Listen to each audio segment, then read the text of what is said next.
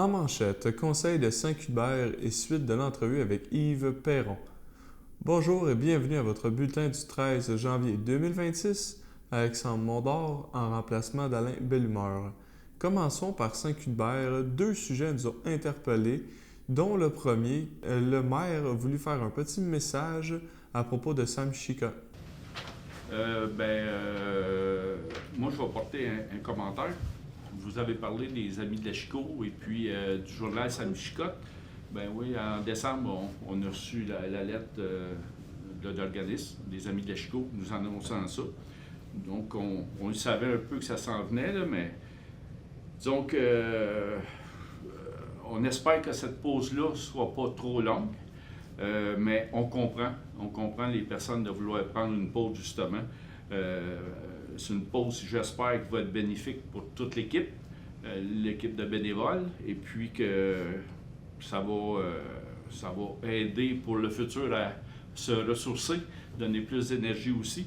Et puis, on en profite pour remercier tous les bénévoles qui sont impliqués de près ou de loin dans le journal Sam Chicotte. Puis en particulier, Claude Vallière, disons que son temps, il ne l'a pas compté, son énergie, l'implication, disons qu'il donne beaucoup. Puis on espère que cette pause, ça va, comme je l'ai dit, recharger les batteries, mais peut-être faire penser à d'autres personnes d'être bénévoles pour aider un peu au journal Sam Chicotte. Disons qu'on n'a jamais trop de bénévoles pour cet organisme-là, surtout le journal, que c'est beaucoup de temps. Donc, apporter du 109 pour aider le journal Sam Chicotte, ça ferait l'affaire à tout le monde. Donc, on verra ce que l'avenir nous réserve. On espère que la pause ne sera pas trop longue. Puis, longue vie. Puis, merci à tous les bénévoles qui s'occupent du journal Sam Chicotte. Le deuxième sujet parlait de la suite du dossier de Hydro-Québec, qui est un sujet fort intéressant à suivre. J'ai pas trop suivi le dossier Hydro-Québec. De votre côté, avez-vous eu des nouvelles ou... Non. Toujours présentement, on a... on va essayer de faire un récapitulatif maintenant. On a rencontré avant les fêtes par Zoom l'Hydro-Québec avec Saint-Norbert, la MRC, Nathalie, oui, Saint-Gabriel. Et puis, il n'y avait rien de nouveau. Il n'y avait rien. On pensait peut-être avoir quelque chose, rien. Là, la date, c'est même pas en janvier. Il n'y a pas de date. Il n'y a pas de date d'établie. Mais nous, on continue à taper sur le clou que notre option, c'est même pas une option pour Saint-Cuthbert. On a l'option Saint-Norbert, on s'en cache pas. On a l'appui de Zone Bayonne, Masquinongé, c'est quoi? Agir-Masquinongé. L'appui de Saint-Gabriel-de-Brandon, qui dit que ça ne devrait pas passer chez nous. Parce que nous, on a notre pétition qui est en ligne, on a une pétition que certaines personnes ont en papier aussi. On invite la population à signer cette pétition-là. L'enjeu de ça, c'est pas juste le déboisement. Le déboisement, pour donner une idée, c'est quasiment 14 km 500 mètres de large ou 7 km 1 km de large de déboisement. Mais en plus, c'est on dit comme ça, c'est des tragédies parce que ça va passer chez les citoyens. Mais le gros de notre dossier aussi, c'est ils vont faire un poste de transformation dans le secteur Saint-Edmond, dans le coin des Tours. Et puis, c'est dans le bassin versant de notre rivière Chico. Si, des fois, il y a un problème X qui a un déversement, c'est où que ça va se déverser? C'est dans la rivière. Puis là, probablement, ça n'arrivera jamais, mais si ça l'arrive, qu'est-ce qu'on fait? Il y a zéro option si ça l'arrive. Fait que là, nous autres, la pétition, c'est là-dessus que ça part. Et puis, on invite la population, encore une fois, à signer cette pétition-là pour nous appuyer là-dessus. On a encore quelques options. On se réunit justement la semaine prochaine. On se réunit quand même régulièrement pour faire des mises à jour là-dessus. Et puis, on verra la suite des choses. Mais on tape sur le clou. Là, le gros, là, c'est notre rivière Chico qu'il faut préserver de toute dangerosité. Okay. Juste pour faire une petite mise à jour, en date d'aujourd'hui, il y a 450 personnes qui ont signé la pétition. La pétition elle est là depuis seulement 3 semaines. Je veux dire que les gens sont interpellés et sont conscients du danger que ça peut apporter. Sur ce, allons à la pause.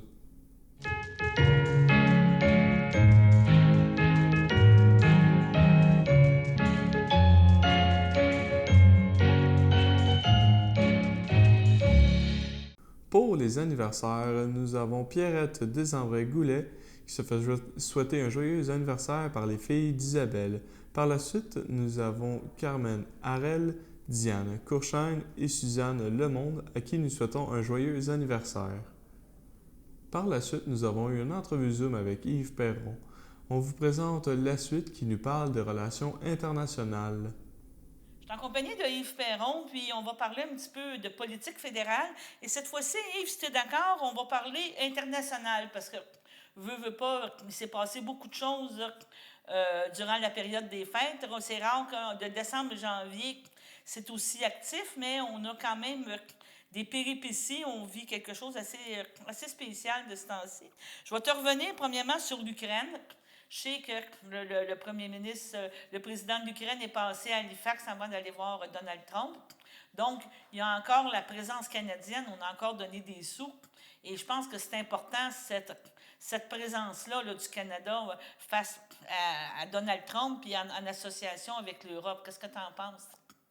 Bien, c'est sûr que la guerre en Ukraine, c'est une guerre qui est atroce, qui est totalement injuste, qui dure déjà depuis trop longtemps. Puis nous, on a toujours prôné de la défense de la démocratie, puis de dénoncer haut et fort une invasion militaire par un pays étranger. Et puis ça, on ne changera pas de position.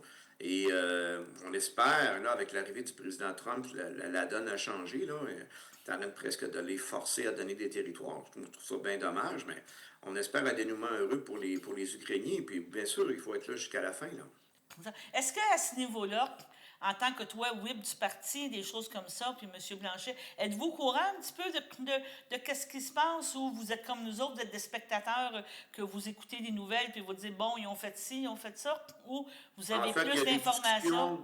Oui. Il y a des discussions sporadiques qui se font entre les chefs, mais de façon générale, je vous dirais que actuellement, Carney n'est pas le premier ministre qui consulte le plus. OK. Mais on se retrouve avec... on a eu cette semaine la confirmation que Chrystia Freeland quitterait. Je pense que c'était des négociations qui ont été faites au Parlement parce qu'elle était rendue députée comme à temps partiel, comme tu dis, pour que ça soit officialisé, qu'elle s'en va comme conseillère en économie pour justement M. Zelensky, là, qui est le président de l'Ukraine. Ça, c'était une des choses, je pense qu'il y a eu des tractations là, durant le temps des fêtes pour dire, à un moment donné, il faut que ça se règle. Oui, en fait, on a fait pression un peu parce que là... moi, j'ai beaucoup de respect pour Mme Freeland. Là, la question n'est pas là. C'est juste que là, est-ce que tu es député ou tu travailles pour un autre pays? À un moment donné, tu peux accumuler des titres et des nominations. Elle était déjà conseillère pour l'Ukraine, pour le premier ministre. Là, elle devient conseillère en développement économique pour le président ukrainien. Maintenant, député, c'est parce que c'est pas une job à temps partiel. Là. Je pense pas que les gens dans cette circonscription l'ont vu souvent. Puis ça, je trouve ça déplorable. Vous savez, il y a deux types de députés. Hein? Il y a des gens qui se font élire un peu parachutés juste pour avoir un siège, pour pouvoir être ministre puis faire d'autres choses, puis ils ne vont jamais dans leur circonscription. Puis il y a des gens plus comme moi qui croient dans la représentativité puis dans le contact avec les gens pour bien les représenter par la suite. Parce que pour parler pour une population, il faut que tu les connaisses, ces gens-là. Donc, c'est un peu dans cette ligne-là que nous, on avait réagi, mais on avait dit, écoutez, bravo, Mme Freeland, belle nomination, mais là, il va falloir que vous fassiez un choix parce que vos électeurs ils ont le droit d'avoir un député qui travaille pour eux et qui est présent. Là. C'était ça, c'était pas une attaque personnelle ou quoi que ce soit, c'était juste comme un constat froid. Et dans la même journée, elle a annoncé qu'elle allait quitter là, incessamment. Dernier point, je vais t'amener un petit peu sur le Venezuela. Je pense qu'on assiste en spectateur à ce qui se passe au Venezuela, puis même encore aujourd'hui, qu'est-ce que je voyais, là, c'était le Groenland aussi, là, les intentions. À ce niveau-là, le Canada, on sait qu'il est souverain, mais on ne peut pas réagir. Là. C'est assez particulier, là, qu'est-ce qui se passe au niveau international, puis on est Canadiens, l'autre bord, on regarde ça, puis on se dit, ça va-tu nous arriver? Je ne sais pas, là, comment vous vivez ça, vous autres? Il ne faut pas tomber là-dedans, je pense, Daniel, là. C'est un cas extrême. Par contre, c'est inquiétant, c'est clair. Le Venezuela, c'est un régime qui posait beaucoup de questions, hein, qu'on avait déjà condamnées. Mais il y a des façons d'agir quand c'est un pays indépendant. Par les organisations internationales de l'ONU, on peut voter des mesures, on peut même idéalement, éventuellement en amener des forces armées, mais ça doit se faire de façon concertée avec les institutions internationales dans le respect du droit international. Et c'est là qu'est tout l'enjeu, et c'est la réaction du chef Yves-François Blanchet était dans ce sens-là, à dire que le gouvernement vénézuélien, il y a quelque chose de positif peut-être là-dedans pour les citoyennes du Venezuela.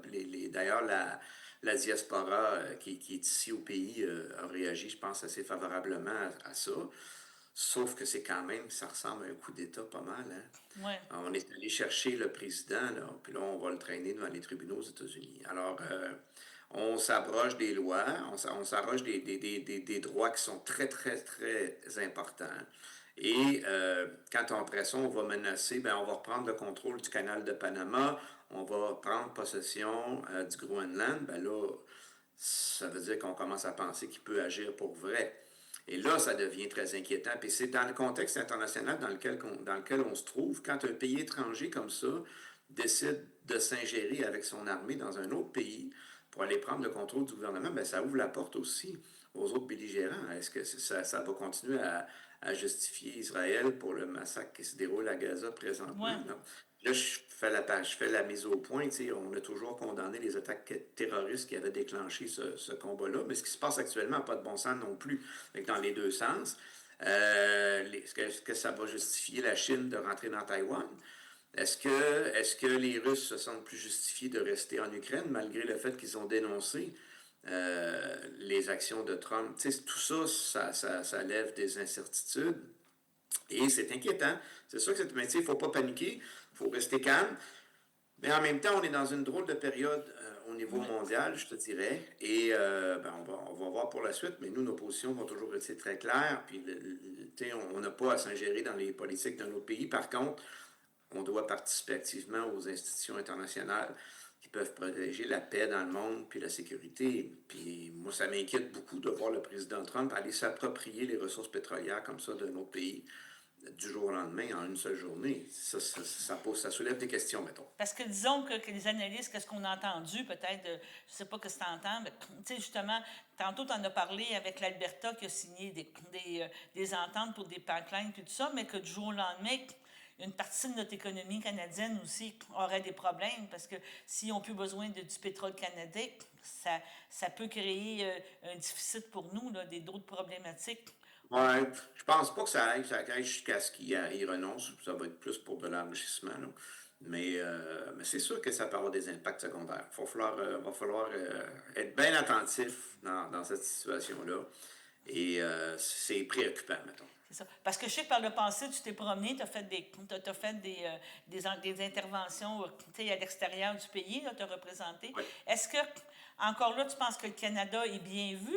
Est-ce que tu penses qu'on est écouté ou on est compris dans ce qui se passe? Moins qu'à l'époque, je te parlais de Mulroney dans un autre sujet, moins qu'à l'époque de Mulroney, là, on est en train de rétablir un peu, mais oui, généralement, on a une position qui est assez favorable. Quand tu parles de voyage à l'étranger, c'est quand j'étais à l'Association Canada-Chine, je représentais parfois là, en Asie, dans les panels internationaux. Puis la position qu'on avait, c'était que ça nous permettait, nous, de tenir tête à la délégation de Russie, à la délégation de la Chine, sans avoir peur de représailles, parce que les petits pays voisins de la Chine, eux, peut-être, ils sont bien contents quand nous, on parle. Mais eux, ils n'osent pas fronter directement la délégation parce qu'ils ont peur d'avoir des représailles par la suite de ça. Là, c'est pas évident. En tout cas, ça va être un autre dossier à suivre en 2026. Ouais. Je pense on pourrait écrire un roman à la fin. Là, je pense que les romans fiction, des fois, on pense que ça se passera pas, mais c'est des choses... La réalité va dépasser la fiction. C'est ça, exactement. Bon, je te remercie, Yves. Merci beaucoup. Sur ça, allons à la pause.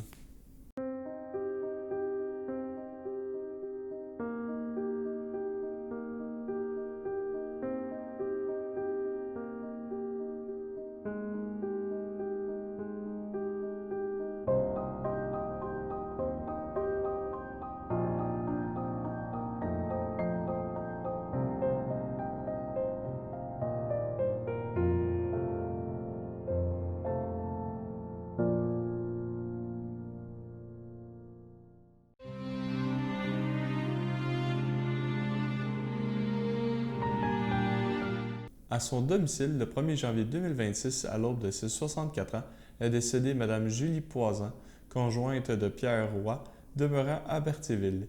Elle laisse dans le deuil, outre son conjoint, ses enfants, Geneviève Sénéchal, Jonathan Despaux, Sophie Sénécal, Pierre, Alice Roy, Andrix Coulombe, Isaac Roy, sa belle-fille Katia Brouillette, sa petite-fille Océane Despaux, son frère et sa sœur Denis Poisan, Julie, Hélène Poisan, ainsi que ses neveux, nièces, autres parents et amis. La famille vous accueillera le lundi 9 février 2026 dès 13h au complexe funéraire F. Thériault, situé au 741 rue Notre-Dame à Berthierville. Suivra dans le salon un hommage à 17h. Au CHSLD Saint-Antoine de Padoue, le 6 janvier 2026, à l'âge de 93 ans, est décédée Mme Lucette Pagé, épouse de feu Pierre-Paul Ducharme, demeurant à Repentigny et native de Berthierville. Elle laisse dans le deuil ses filles, Christine Ducharme, Annick Ducharme, Ricardo Certosini, sa fille de cœur Catou, ses frères et ses belles-sœurs, Jacques Pagé, feu Pierrette Lambert, Alain Pagé, Louise Zampini, Marielle Comartin, feu Claude Pagé, Muriel Soulière, feu André Pagé, ainsi que plusieurs neveux, nièces, autres parents et amis. La famille vous accueillera le dimanche 25 janvier dès 12h30 au complexe funéraire F. Thériault. Suivra une liturgie à la chapelle du complexe à 15h30. Madame Lucette Pagé sera inhumée au cimetière de Berthierville à une date ultérieure. À sa maison familiale de Saint-Ignace de Loyola le 9 janvier 2026, à l'âge de 87 ans, est décédé M. Jean-Claude Latour, épouse de feu Élise Valois, et conjoint de Rita Lépine, demeurant à Saint-Ignace de Loyola.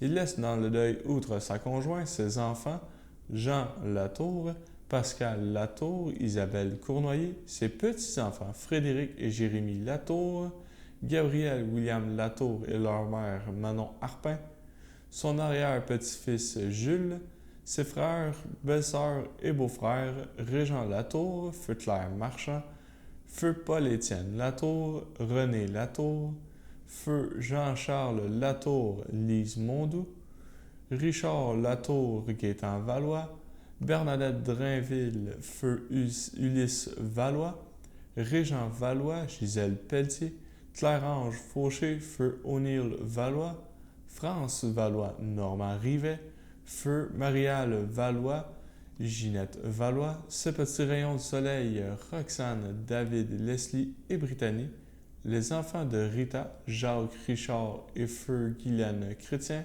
ainsi que plusieurs neveux, nièces, autres parents et amis. Selon sa volonté, M. Latour ne sera pas exposé. Une cérémonie aura lieu en toute intimité à une date ultérieure. Au CHDL de Saint-Charles-Borromée, le 6 janvier 2026, à l'âge de 79 ans, est décédé M. Lucien Normand Latour, époux de Carmen Robillard, demeurant à Joliette et natif de Saint-Ignace de Loyola. Il laisse dans le deuil, outre son épouse et ses enfants, Martin Latour, Ginette Arnois, José Latour, ses petits-enfants, Élisabeth Charles Olivier Latour, Émile Jacques, Éric Roxane et Kéliane Lambert. Ses sœurs, son frère, beau-frère et belle-sœur, Lauriane Latour, Dorothée Latour, feu Ange Albert Guévremont, Jean-Philippe Latour, France Boucher, Pauline Robillard, feu René Brunel, Suzanne Champagne, feu Denis Robillard, Marguerite Joly, feu Roland Robillard, Claudette Robillard, Marcel Robillard, feu Monique Moreau, Daniel Robillard, Lise Belrose, Monique Robillard, Serge Gadoury, Diane Robillard, Yvon Lacourcière, Michel Robillard, Louise Robillard, Alain Dubois, René Robillard, Louise Latour, ainsi que plusieurs neveux, nièces, autres parents et amis. Veuillez compenser la voie des fleurs à la Société canadienne du cancer. Des formulaires seront disponibles au salon. La famille vous accueillera le samedi 14 février 2026 dès midi au complexe funéraire F. Thériault. Suivra une liturgie à la chapelle du complexe à 14h30. Au CHDL de Saint-Charles-Borromée, le 28 décembre 2025, à l'âge de 62 ans, est décédé M. Yvon Tremblay, fils de feu Roger Tremblay et de feu Huguette Grenier demeurant à Berthierville. Il laisse dans le deuil son fils Paul Tremblay, ses frères, ses sœurs, beaux-frères et belles-sœurs, Guy Tremblay, Annick Kirouac, Bruno Tremblay, Gaston Tremblay, Annie Arsenault, Lise Tremblay, Françoise Tremblay, Pierre Sarrazin, Claire Tremblay, Yvan Boisvert, Diane Tremblay, Carole Tremblay, Jean Millette, Manon Tremblay, Jean-François Lepage, ainsi que plusieurs neveux, nièces, autres parents et amis. Monsieur Yvon Tremblay ne sera pas exposé. Une cérémonie aura lieu en toute intimité à une date ultérieure.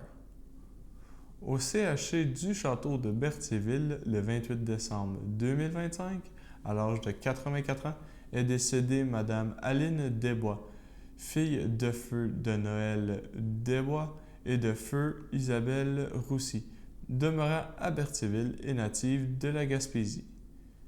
Elle laisse dans le deuil son fils Maurice Desbois, ses deux petits-fils Nicolas et Dean, ses sœurs Marie, Paulette, Marjolaine et Denise Desbois, ainsi que plusieurs neveux, nièces, autres parents et amis. Madame Aline Desbois ne sera pas exposée. Une cérémonie aura lieu à une date ultérieure en Gaspésie. À son domicile de Saint-Justin, le 13 décembre 2025, entourée d'amour, est décédée Madame Monique Chapelaine.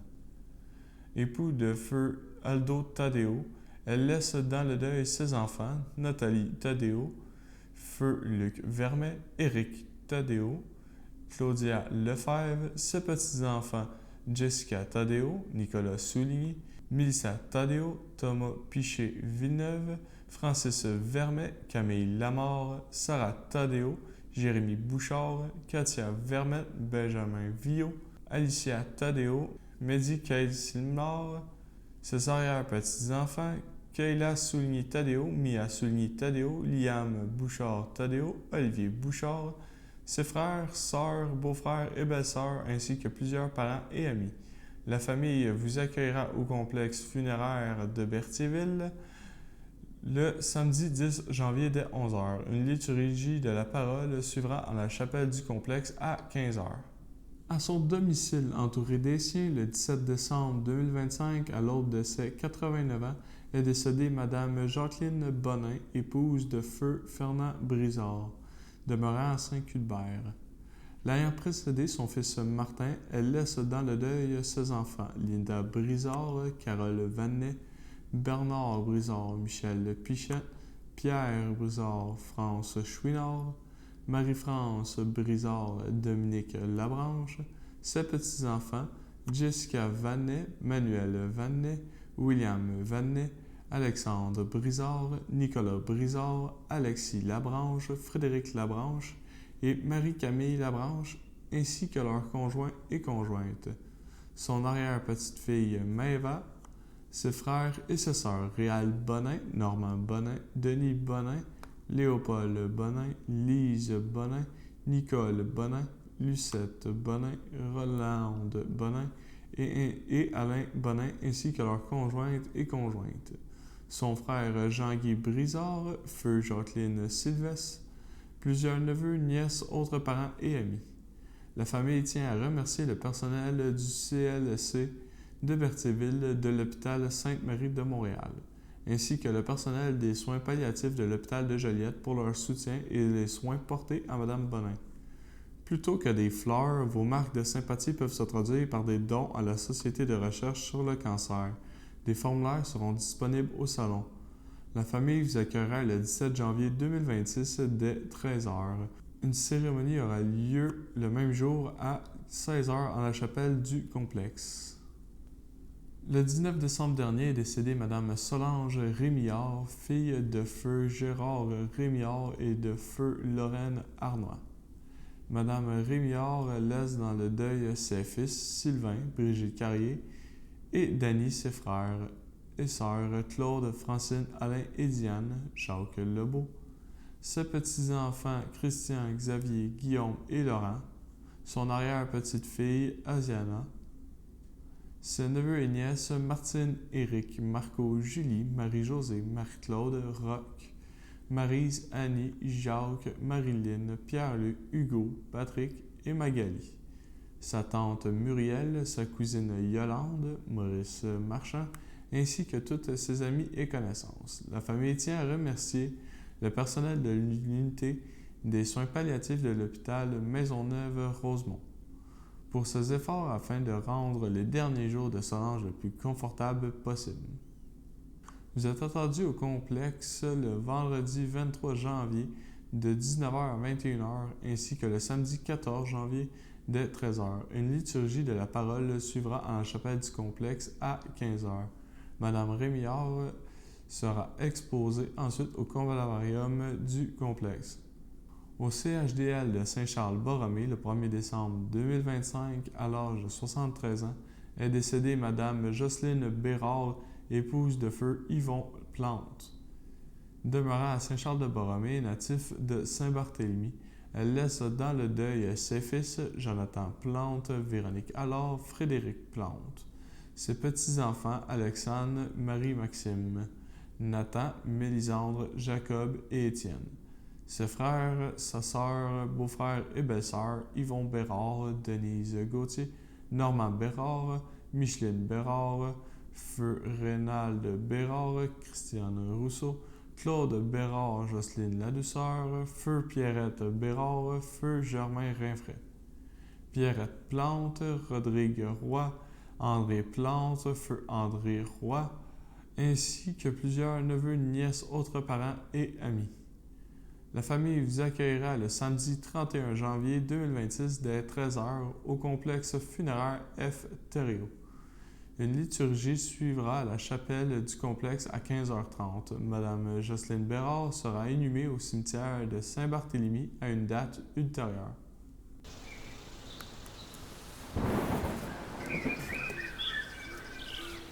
Bonjour et bienvenue à votre météo de cette semaine. Aujourd'hui, mardi soir, ce sera de la neige, une température de 1, un temps ressenti de moins 4, environ 1 à 3 cm de neige. Mardi nuit, ce sera de la faible neige, une température de 1, un temps ressenti de moins 5, environ 1 cm de neige et moins de 1 mm de pluie. Mercredi matin, ce sera nuageux avec averses, une température de 3, un temps ressenti de moins 2, environ 1 mm de pluie. Mercredi après-midi, ce sera nuageux avec averses, une température de 3, un temps ressenti de 0, environ 1 mm de pluie. Mercredi soir, ce sera quelques flocons, une température de 1, un temps ressenti de moins de 1 cm de neige. Mercredi nuit, ce sera de la neige, une température de moins 8, un temps ressenti de moins 16, environ 2 à 4 cm de neige. Et voilà, c'est le tout pour votre météo.